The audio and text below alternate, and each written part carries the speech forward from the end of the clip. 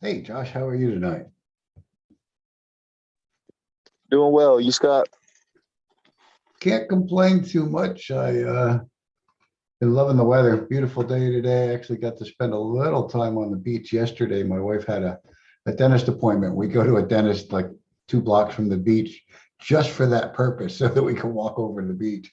So while she was in the dentist chair, I took a beach chair, got myself a little bit of sun, and today was we got a little bit of outdoor work done in the yard. So yeah, been loving the weather.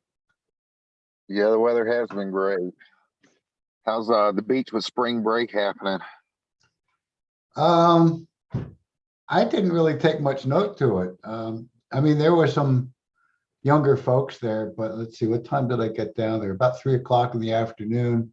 And basically, I walked to barely got onto the sand, set my chair up, stuck some freaking wireless headphones in, turned on some good classic 70s, 60s, and 70s kind of old rock and roll music, and zoned out, And mind you, I was real close to the Folly Pier, about 2 blocks or something from that. And so there was a good amount of people on the beach, and it was kind of maybe an hour before high tide. So a lot of the people were, kind of bunched up into that upper part of the beach. But like I say, where I was like right at the end of the walkway to get onto the beach, and people were a little further down onto the beach from me. So didn't seem too bad. Yeah, I always went down to the school and used their parking lot and cut through their little area to get to the beach. Seemed like it was always a little bit quieter on that end. Yeah, a lot of what we do is we go to the county park, and I've got to either pay to get in, or I've got my little volunteer pass because I volunteer with the park system. So I get in for no extra fee.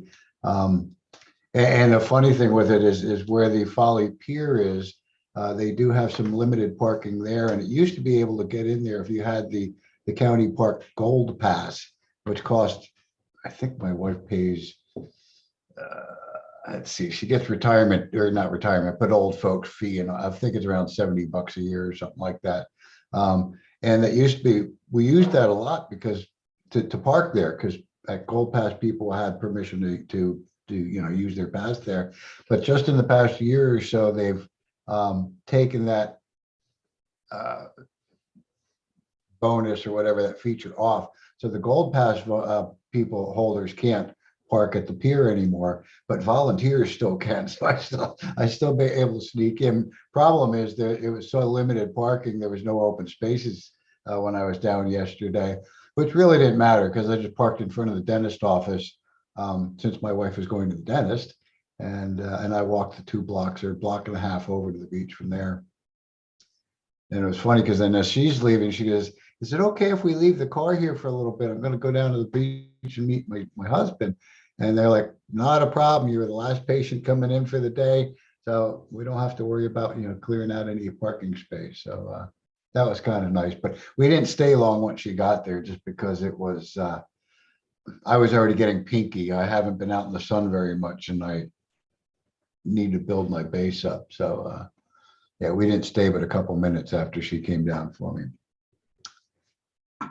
Well, it looks like it's going to be a quiet evening here tonight. I didn't really blast out. Sometimes I'll message people on Facebook. Let me see if I want to shoot a couple of those out there.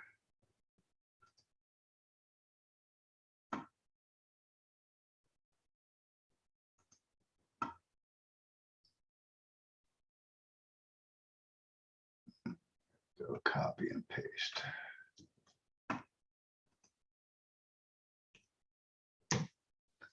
See if we can get a couple more people in here with us.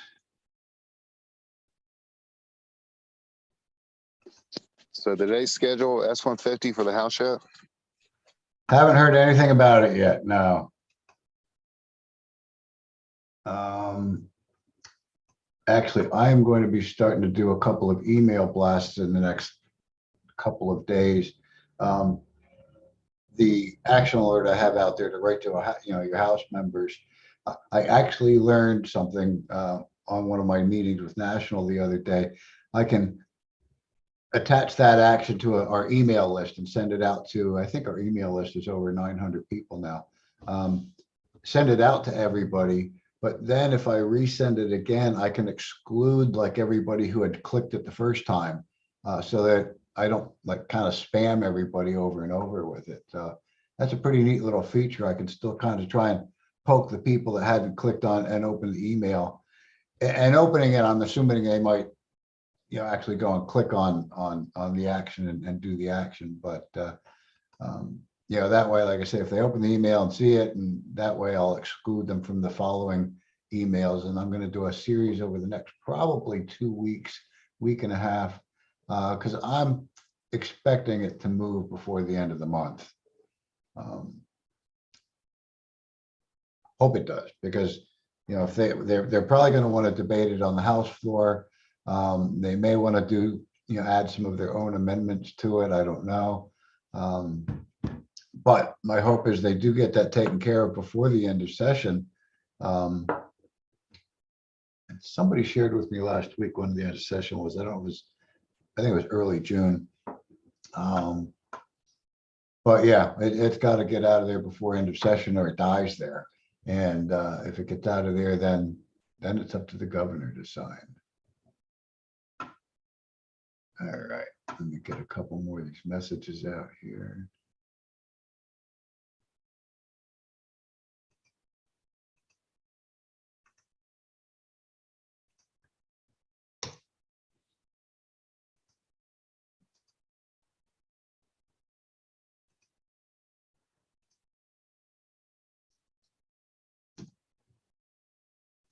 And who else do I usually send to? Mike Harvey usually joins us.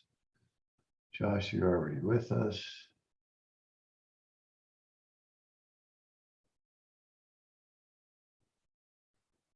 There's Mike. I got to find an easier way to do this.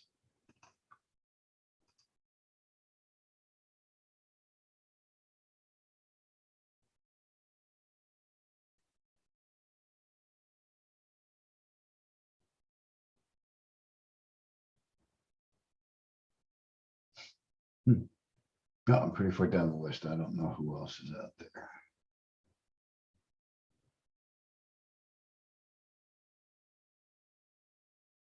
Oh, I do want to click on this guy too. All righty. Well, we're already at 7:08, so I guess we might as well kind of get things rolling. Do have YouTube live streaming. I'll go ahead and start the recording. Why, I don't know, because it actually saves that to YouTube. But let's kind of get things going. I want to start by welcoming everybody to the South Carolina NORML Cannabis Conversation. My name is Scott Weldon, and we're going to start with our disclaimer that all of our meetings are an environment of education and awareness and not an open market for the sale, purchase, or distribution of cannabis. We do not encourage or condone illegal behavior of any kind. Again, welcome to everybody who's on the call with me. Also, welcome to anybody who might be viewing on our live stream on YouTube. And also welcome to anybody who's viewing on YouTube as a recording later. I always like to point out that if you are watching on YouTube, we do not monitor the comments section during the live stream. But if you do have any questions, comments, and or concerns, you can leave them down below off to the side wherever your device leaves comments. And once YouTube is done rendering the video, we'll come back in and we will try and address your questions, comments, and or concerns. Tonight's kind of a casual night. I didn't have a whole big topic to talk about. We talked a lot about what was going on federal and state level, I think last week. So tonight's mostly going to be open conversation, and as I put in our announcements, also a little bit of event notification, tell you what kind of events are coming up. So I think I'm going to start there with the event notices. We've got 2 events that South Carolina NORML will be participating on in the next week. First will be this Saturday on James Island, Charleston, South Carolina, at a brew pub called the Bohemian Bowl. The Bohemian Bull is doing a 420 event. Well, not, I guess they're calling it their 420 event. Let me pull up the link here. And I can share the event link with you in a moment.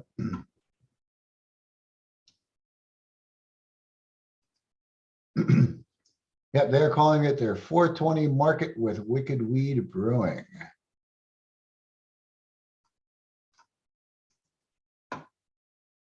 And here is the link. I'll drop it into the chat. The event's this Saturday. It is from noon until 5.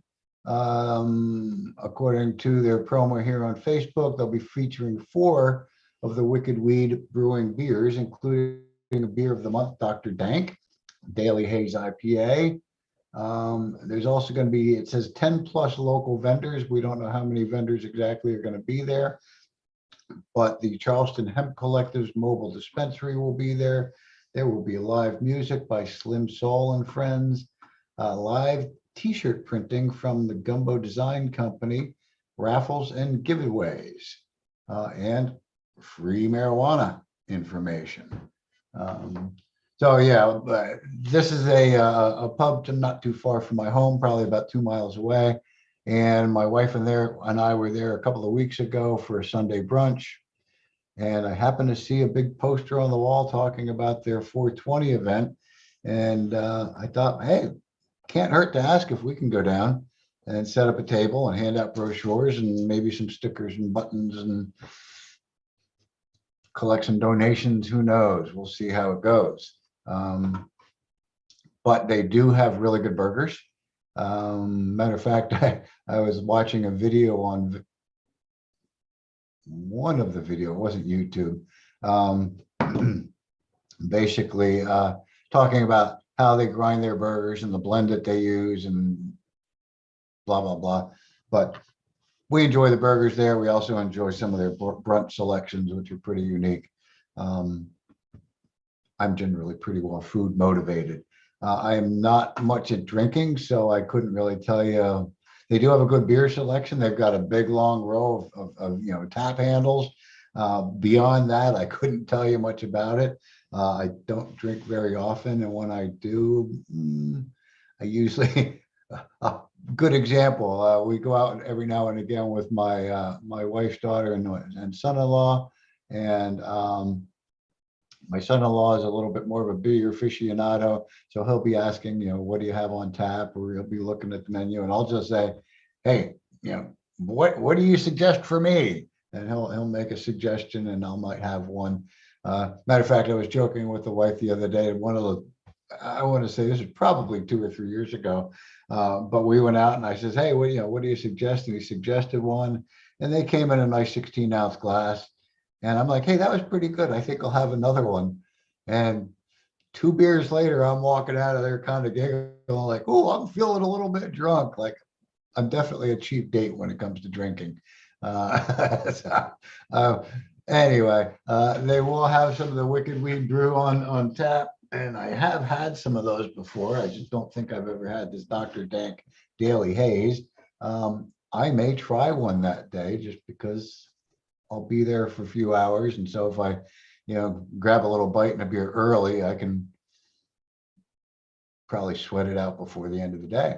So that's first event that we're going to be participating in. Second event we're going to be participating in, and I better go find this link, will be in Somerville, South Carolina.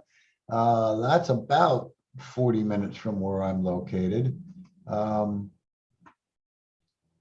But we are going to the Not Brew Pub, a burger pub, I'm sorry, they call it the Not Burger Pub. They've recently changed the name within just the past couple of weeks. They've been known for a number of years as the Celtic Knot. They're going a little less Irish pub version and more burger pub. And I think I just saw, like earlier today, they're going to be having a food truck. They're going to be owning a food truck and sending that around, selling their burgers, what they call Birchies. And so it's called the Birchie Box truck. Anyway, let me go ahead and get this event link for you. The part of the reason that we're going to the Knot is the Knot does a monthly donation, what they call give back to the community. And so if you purchased one of their give back burgers or one of their give back beverages, a portion of that sale goes to whatever nonprofit that they are supporting and donating to that month. And last year they donated to us here at South Carolina NORML. And I kind of thought it would be a once and done sort of thing, but March 31st, I believe it was, I saw them post again that they were going to be donating again to South Carolina NORML with their April give back. And so their burger of the month, their give back burger of the month is what they're calling the Munchie Burger.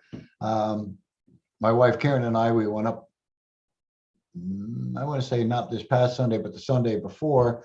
We were heading up to the Flowertown Festival, which is right there in Somerville. And so we thought, well, we'll stop at the Knot first. We'll grab a bite to eat before heading into the festival. And I'm kind of glad we did, because a lot of the food booths had lines, and some of them were pretty big lines.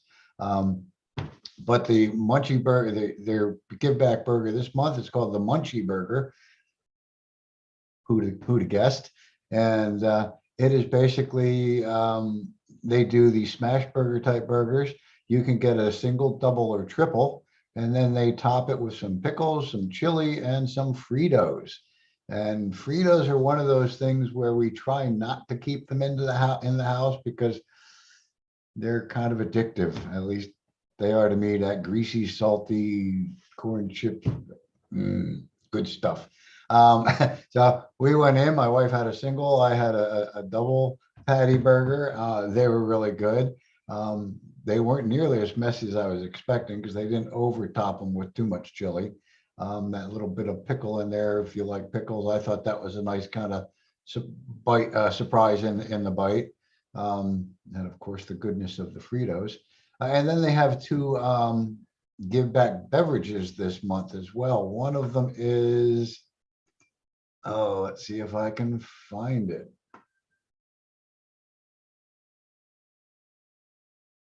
A Sweetwater. A Sweetwater G3 strain is their give back beer of the month. And then they're also doing what they call the liquid marijuana, which is a coconut rum, spiced rum, melon liqueur, and some juices. I think predominantly pineapple juices, the flavor I got. And that's what I tried. I did not try the beer, but I did try the liquid marijuana, mostly because I liked the name. And I gave my wife a little taste. She liked it enough that we shared some of that and then ordered a second one. Figured two wouldn't hurt since we were going to go down and walk through the Flowertown Festival and have a couple of hours working off the alcohol before getting back in the car and driving. For each of the burgers that they sell this month, they're going to be donating $2 to us. For each of the drinks that they sell on their give back drink, they'll donate $1. Last year, they donated over $900 to South Carolina NORML, which was very much appreciated. As you all know, or I may not know, but I talk about it every now and again. We do not make a lot of, I don't want to say make money, but we don't get huge donations through or huge membership numbers. Generally, I don't have our accounts in front of us, but generally between $2,000 or $3,000 a year, and we pretty much go through that completely by just spending it on the different expenses that we have. Geez, the fees for even our post office box, I think, have gone up in the past 5 years from like $50 to $70, and our Zoom account, we have to pay that each month, and our web hosting and our domain name and buying brochures to hand out, and I forget what else we spend money on, but stuff like that.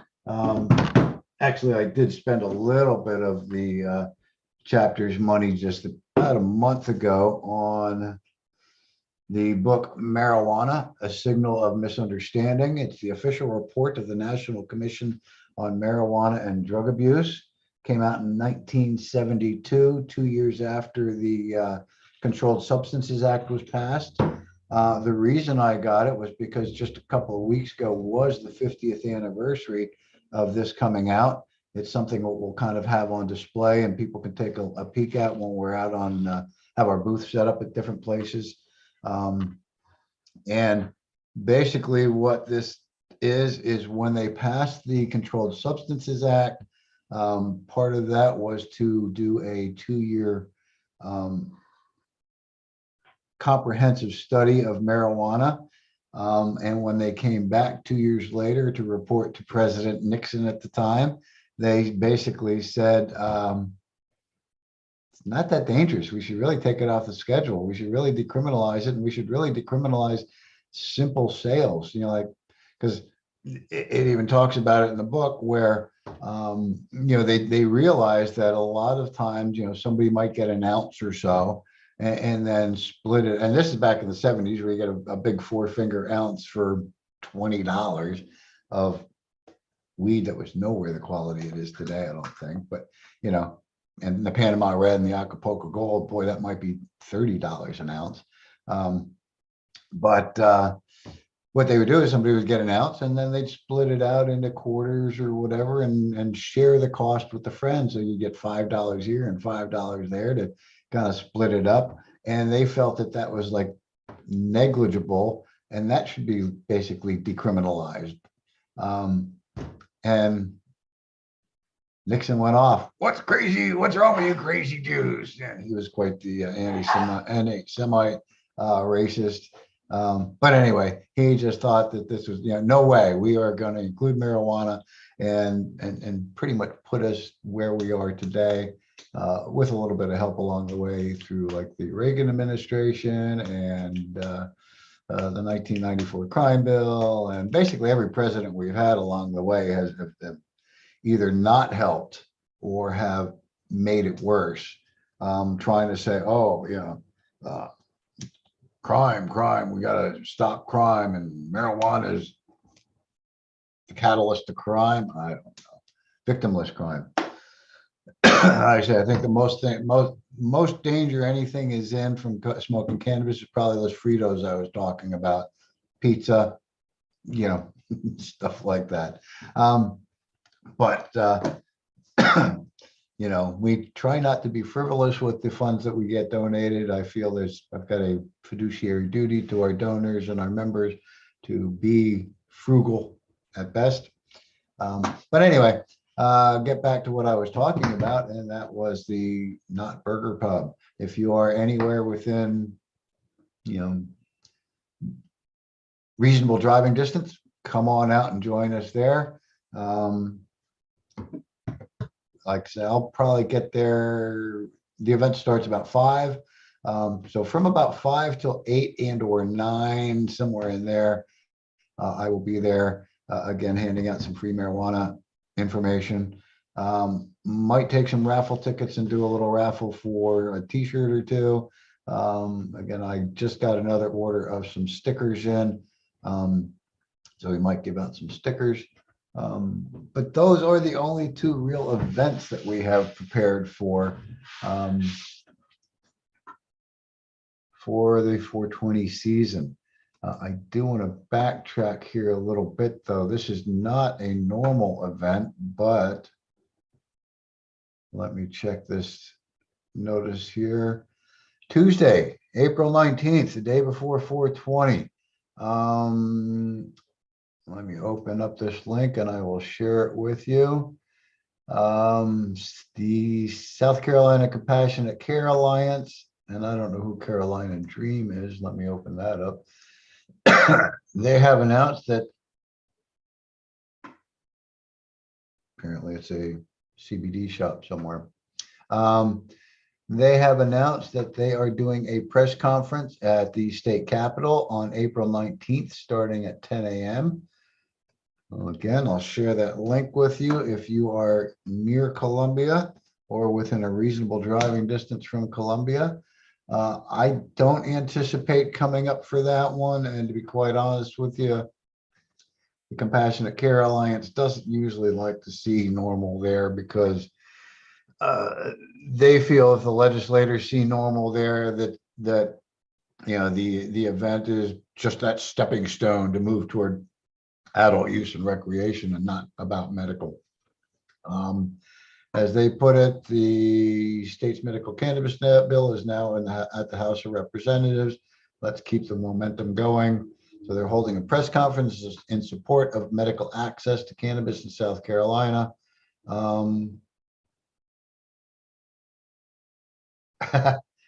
Yes, but CBD shops are okay. I mean, now mind you, the director of the Compassionate Care Alliance, Jill Swing, was very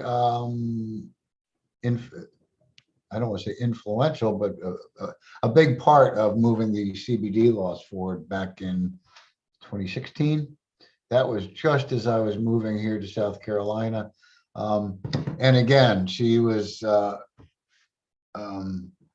this was not too long after the story came out by Sanjay Gupta, what the heck was his series, Marijuana? But talking about the Charlotte's Web strain, a high CBD, low THC strain that was helping children with epilepsy. So yeah, CBD, probably all the other cannabinoids except THC. Once NORML shows up, everybody all of a sudden thinks, oh, it's all about getting high. And you guys know, we are more of a civil rights, civil liberty organization. We're fighting for the rights of all cannabis consumers. But yes, if you are in the area, head on out. Thank you, Josh, for wearing your membership badge. I appreciate that. And like I said, I don't think I'm going to make the 2-hour drive up and back for their event. They put it, our group is 40 plus and growing. We'll stand out in the front steps of the Capitol building behind the speakers. I don't know who speakers are at this point. I'm sure Jill will be speaking. I don't know if Tom Davis is going to be there for this or not. Would be nice. I mean, Jill and Tom are, really putting a lot of effort into moving this bill forward. As much as many of us don't like the bill, I still, I mean, although Tom Davis calls it the most strict medical marijuana bill in the nation, I call it kind of the worst medical marijuana bill in the nation, with only 12 qualifying conditions. And of course, no flower, no home grow, which is typical for first introduction of a medical bill in most states. A couple of years after the flower tends to come in. I'm surprised it didn't come in, since there's already hemp flower kind of floating around the state. But they have to appease SLED and law enforcement. So, yep, again, if you're able to get to that event, show support. Absolutely. From our end, we'll be seeing, and I think I mentioned a little bit earlier, but we will start doing a email blast for our action alert, which is to contact your House representative member if you have not already. I think when first started, I was telling Josh about, I've learned something a little bit new on how to use our Action Network emails, and I can send out one and then I can resend it, but I can exclude people that had clicked on it the first time. So if you already clicked on it and acted on it, you won't be getting spammed by me from getting the repeat emails. And if you didn't open it, you just deleted it or whatever, you will get spammed a little bit by me over the next probably 2 weeks. I'm hoping to see movement in the House within the next 2 weeks on this. As we're talking about it, I'm going to really quick check the State House and see if somebody told me this the other day, when the end of this session is.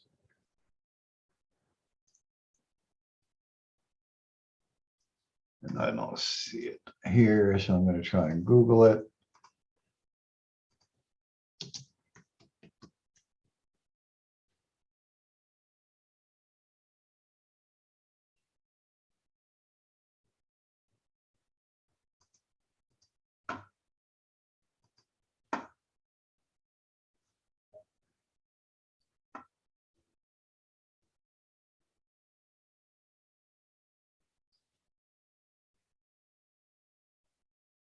No, I am not seeing an end date here. I think it's early June. I think it's just before the elections. I think it's June 11th. The election, the primary elections are on the 14th. And for some reason, I think the last day of the legislative session is June 11th. If I try a little different search.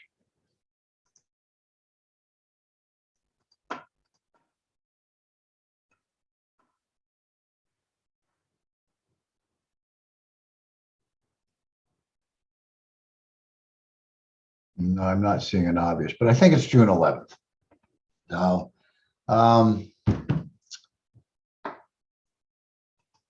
yeah, I'd really like to see this kind of move by the end of the month. And the other thing I'm really anticipating seeing any day now, and I'm really hoping they're not going to be corny and wait until 420, but it's starting to look like that,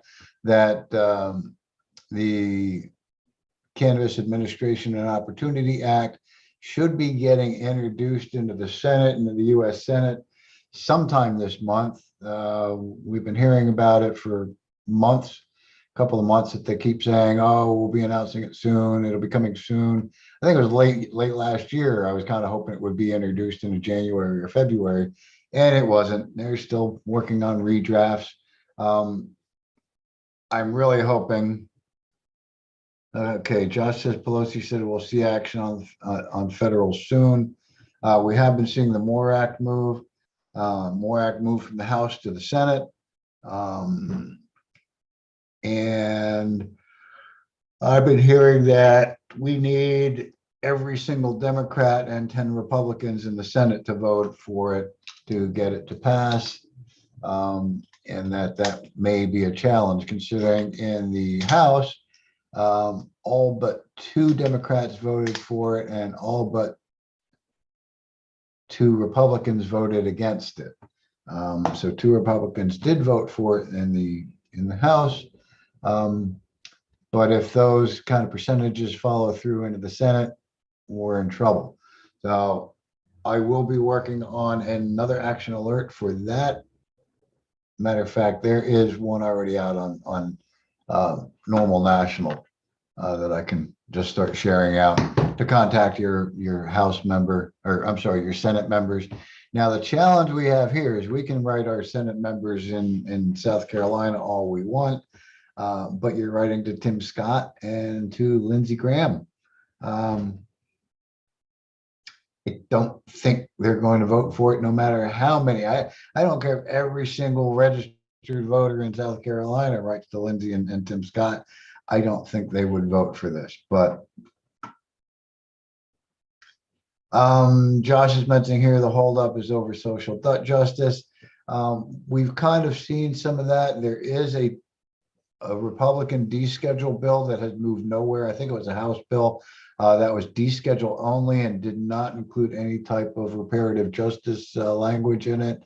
And then you've got Nancy Mace's bill, which has some restorative justice language in it, which makes it a lot more palatable to advocates, I believe.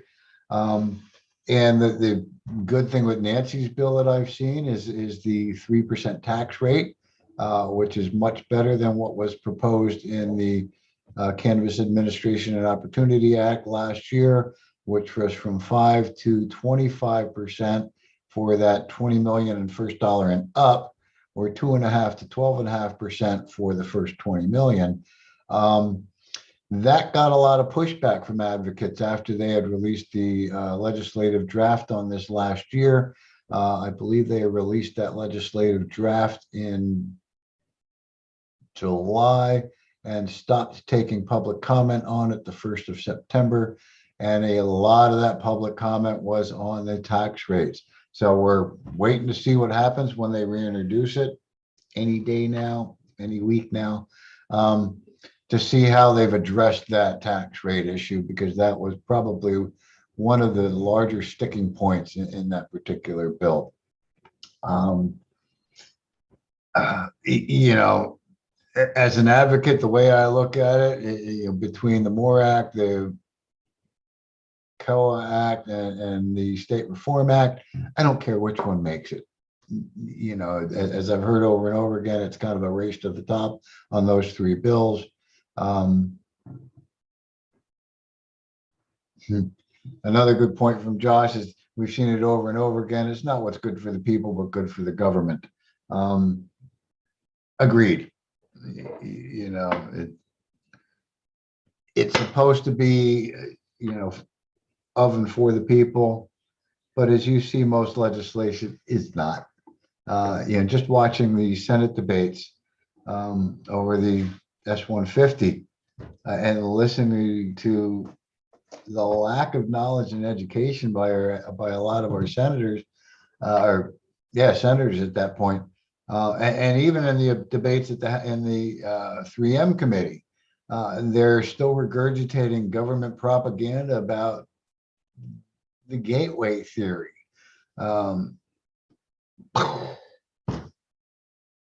Drives me a little bit batty. Matter of fact, I was on a call with National yesterday talking to our state policy advisor, who's out of Texas. And she said, listening to those 3M committee debates, it was like listening to our legislators in Texas 5 or 10 years ago. And I'm thinking, I said, oh yeah, probably more like 10 years ago. I mean, even the legislators in Texas, as conservative as of a state as they are not using those same old tired propaganda arguments that we still see them using here in South Carolina. So we've still got our uphill battle, and you know, even when or if or when this gets signed by the governor into law, the advocacy doesn't stop there. You know, we're still got a long way to go, because we still need to modify this medical bill. Hopefully we get more qualifying conditions, and I mean, I don't even know what their marijuana pharmacy program is. It's different than all of the dispensary programs. You know, we're still going to want to, you know, get smokable in there at some point, because we know that there's greater efficacy for a lot of patients through the smoking than through tinctures and salves and vaping. Yeah, it's been a while, but I was about 2 or 3 months ago. I happened to sit in on a Zoom meeting with Philadelphia NORML up in Pennsylvania, and they were kind of surprised to see somebody from South Carolina join them there, because they've got a whole different battle going on in Pennsylvania, and especially in Philadelphia. What they're focusing on is home grow. You know, Philadelphia decriminalized years ago, but now they want home grow. And although they're still pushing for recreational through the state, you know, they want an ordinance, and they're doing the ordinance type process in Philadelphia. And that's their push, is to allow people to start growing their own. So yeah, even if this medical bill passes, which I'm hoping it will, you know, like I say, well, I think even Tom Davis says, even if the governor doesn't sign it, he believes he's got enough support to override the governor. But we'll see. And of course, Henry McMaster's last comment I heard from him was probably back in February when it passed out of the Senate. And he was asked if he would sign it. And he said it's too early to predict that. He wants to actually read the full bill once it's been passed before he makes that decision. Being an election year, I think he's going to find it to his benefit to sign it, or to his detriment if he doesn't. And actually, did I close it already? I just found today, you hear me talking every now and again about the Smoke the Vote Voters Guide and our local candidate questionnaire. I finally got a chance today to email off to the folks that actually manage, it's a third party that manages the Smoke the Vote Guide on NORML's website. If you go to vote.norml.org.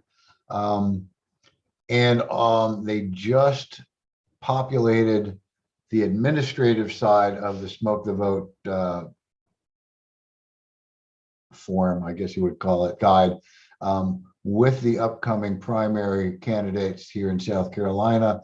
It won't go live to the public until probably this weekend because it doesn't get active until 60 days out from the actual election for the public to see.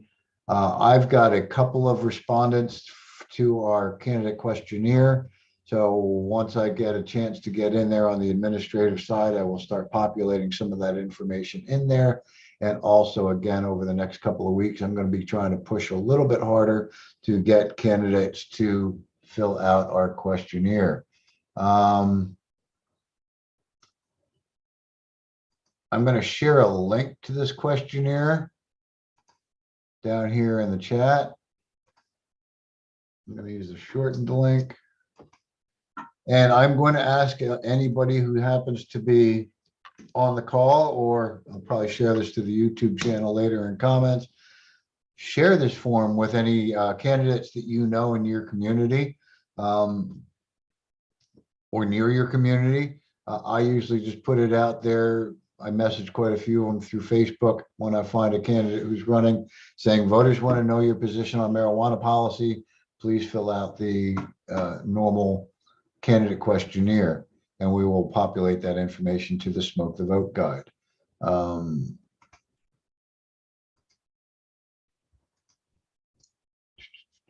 just shared it with Mia McLeod actually today because I thought I shared it with her before, but I didn't see it in my chat window with her.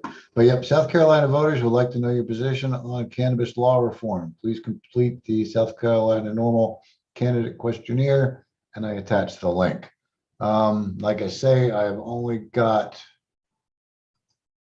5 respondents to the form at this point, but one of them is a local, I don't know if he's city or council, and the Smoke the Vote Guide only does state level. So that one and any others that I get that might be more municipal level, we will be creating a page. I already started it on our website at scnormal.org and try and update people on what their local politicians are, what their position is in as well.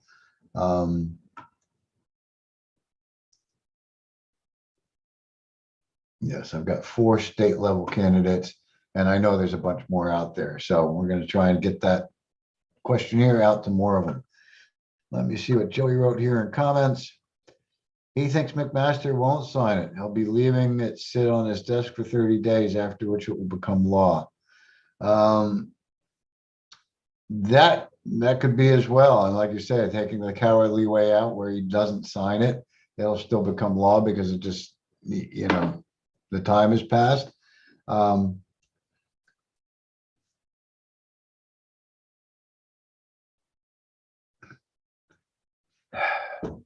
Good question, Josh. Josh's comment too is why he doesn't understand why they don't get behind their constituents. You've got legislators, they run on a particular platform, they get voted in, and they believe that they got voted in because of their platform. And you know, many of them don't even ask especially on the Republican side, don't even address the marijuana question.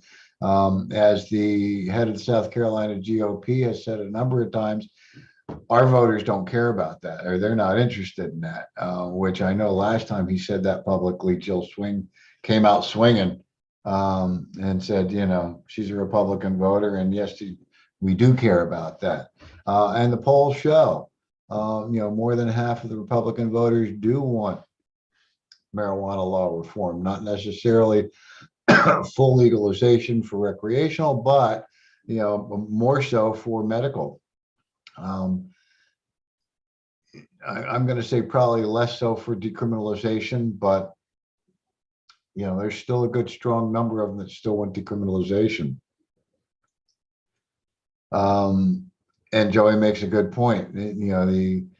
If they just don't want to sometimes, or they still believe this propaganda, and the constituents tend not to hold them accountable. And of course, holding them accountable is voting them out, or voting them in, depending on their positions and policies. And I am not red. I am not blue. I am a policy voter. And as many of you might know, I'm pretty much a one policy voter at this point. What's your position on marijuana law reform? And I do my best to hold them accountable, but my state senator, Sandy Sen, I probably didn't push as hard as I should have last election. I don't think I was really prepared well enough for it. As much as I tried to push for her opponent, she won anyway. She's got a strong following here in the Charleston area.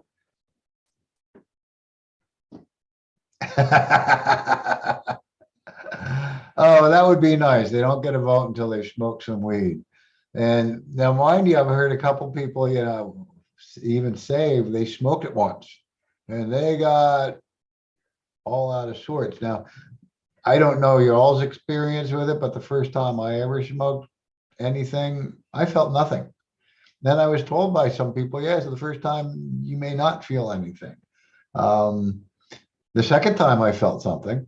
And of course, the more that you consume, or the more often you consume, I think your first notice, your first reaction is probably more impactful than somebody who smokes on a regular basis. You build up either a tolerance or you get used to it, or I remember back when I was a cigarette smoker, and I'd quit cigarettes for a little while, and then that first cigarette, after a while, I was like, man, head started spinning, and kind of got high from it.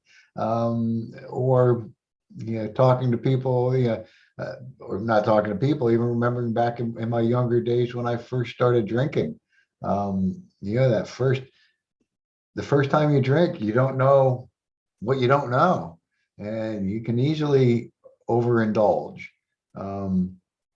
I don't, and even more so to a more dangerous point than overindulging even with cannabis. And that's why you'll see a lot of advocates. Good example, Mike Harvey, who is going to be a cannabis nurse.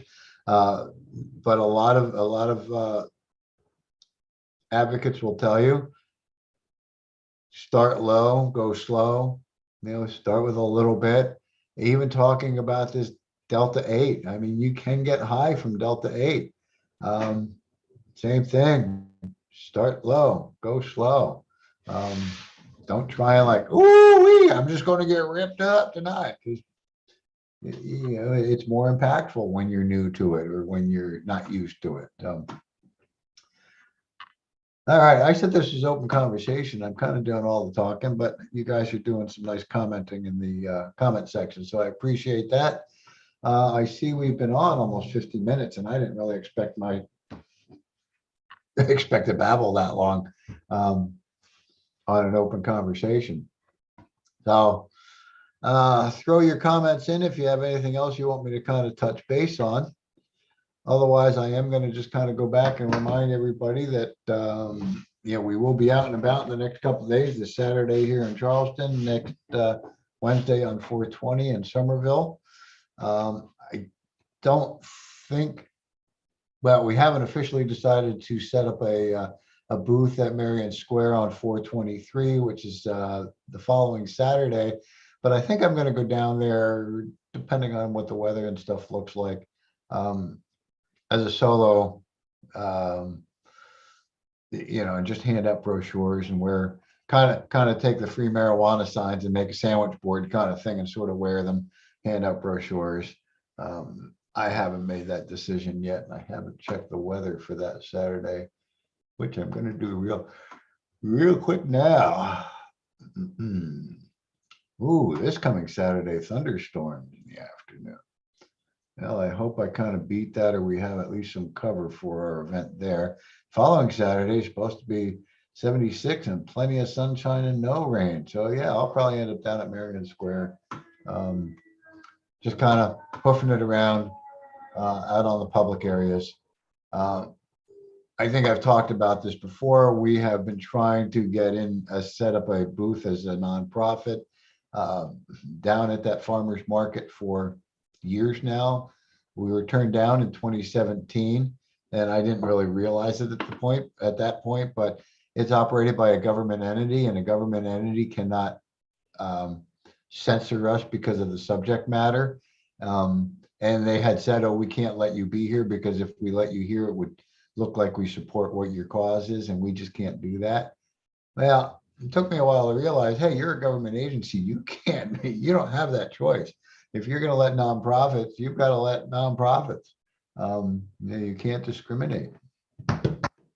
So I came back at them with that. And since then, they've been saying, oh, well, fill out a nonprofit application for next round. And now they just don't have the nonprofit applications available. I keep even asking this year, asked them, I think when they started up on the end of March, and they said, oh, we're still reevaluating the crowds and business this year before we put out the nonprofit applications. So we'll see what happens. I mean, it was actually a big deal and made the news when they permitted both the Republican and Democratic parties to set up a booth there. And that's what kind of re-keyed me on, hey, we should be allowed there as well. But I think it was finally at that point where they realized they cannot discriminate based on what your message is. If you're going to allow nonprofits, you have to allow them. And they actually let them in, not just the cycle of nonprofits. They let them set up a regular booth on a weekly basis on that year. I haven't seen them there this year yet.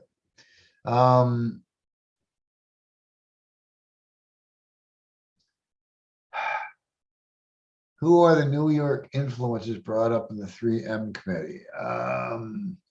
I'm assuming like one of them they're talking about would be Karen O'Keefe, which is the Marijuana Policy Project, although she's from California. I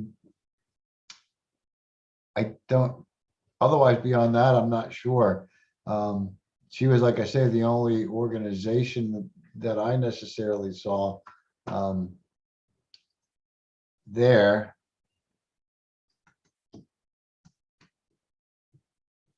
Let me just check MPP's site and see where their home office is,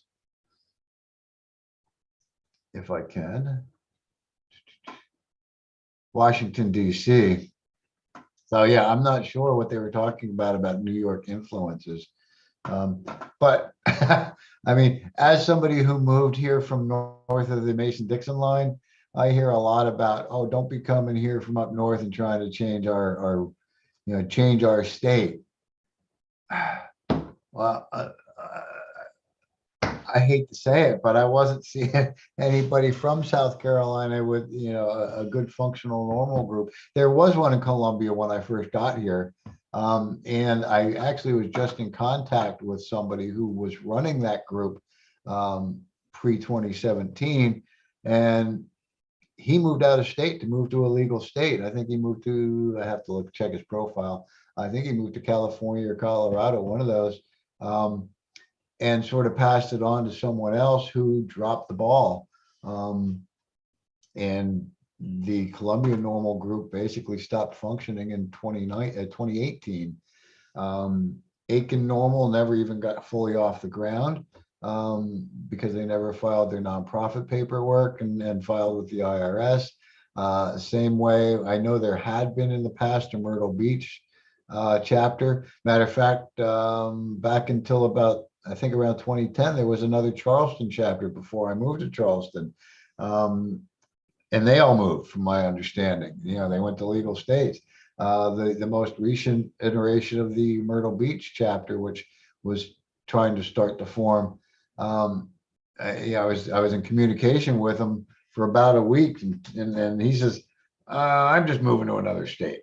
There was an upstate version that had actually gone through the process in 2020, got their nonprofit, spent the money that they had to with and to get a 501c4. I think when we did it, it was about $650 to even file with the IRS for 501c4.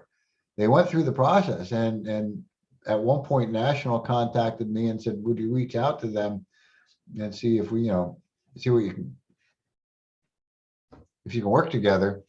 And because they didn't want to fly under, or they didn't need to fly under our nonprofits structure, they already had done it. I kind of contacted them and said, "Hey, I'd love to work with you, and you don't need to become part of South Carolina NORML because you've already done the work and become a nonprofit on your own."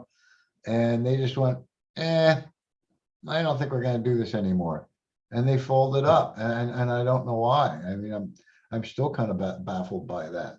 I have been getting a lot of contact just in the past couple of days from the Greenville area. I don't know if there's ever been a Greenville chapter. And again, what I'm trying to do is follow what I'm seeing the Virginia NORML has had success with, and that is letting other chapters, sub-chapters start up through around the state under their nonprofit umbrella. But also they want to have 4 dues paying members in that area to be leaders of the chapter. And to date, we haven't been able to find, we've found 1 or 2 in each area, but we haven't been able to find 4 that would be dedicated to doing it on a regular basis. Because I would love to start trying to get some satellite chapters open. Let me check out on Josh's comment here. I own property in Florida, so I can have medical access when I'm there. Overused, but we'll be moving sooner than later. You're planning on moving to Florida? For access? I mean, is that kind of part of your reasoning for that?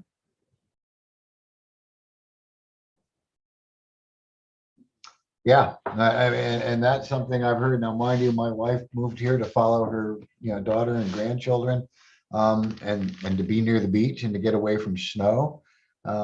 And we love it here. And to be quite honest with you, I have never even visited a legal state. I've got no intention of moving out of South Carolina to live in a legal state because my wife's quite happy here. And what do they call it? Happy spouse, happy house. We'll put it that way. So yeah, I mean, we've seen that happen. I've been asked sometimes, how many members do you have? How many supporters? And although we've got, I think, about 4,500 Facebook followers and likes, and that number's smaller, I think about 1,000 on Instagram and probably even less on Twitter, because we're not as active on those. My understanding is there have been a lot of people that have left the state to avoid criminality and to have access to cannabis. And the